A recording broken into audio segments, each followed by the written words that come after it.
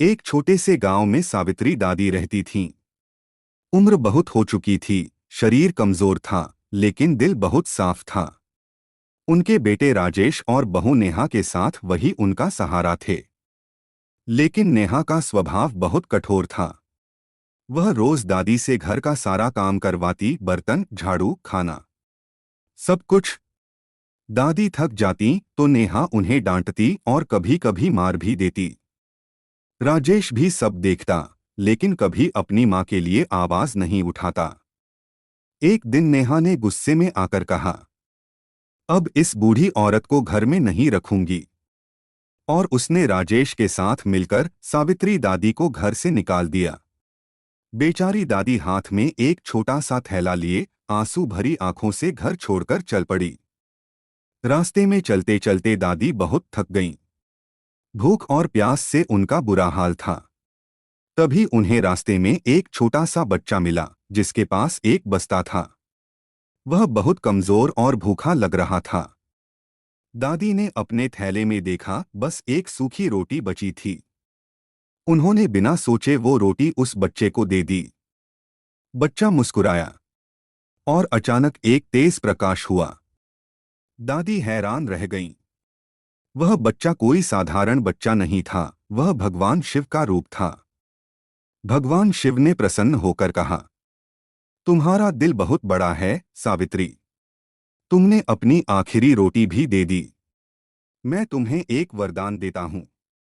उन्होंने दादी को एक जादुई कॉपी और पेन दिया और कहा, इसमें जो भी लिखोगी वह तुम्हें मिल जाएगा, लेकिन इसका उपयोग केवल अच्छे कामों के लिए करना। इतना कहकर भगवान शिव अदृश्य हो गए। अब सावित्री दादी की जिंदगी बदल गई। उन्होंने उस कॉपी में खाना लिखा, तुरंत उनके सामने भोजन आ गया। उन्होंने कपड़े लिखे, कपड़े मिल गए।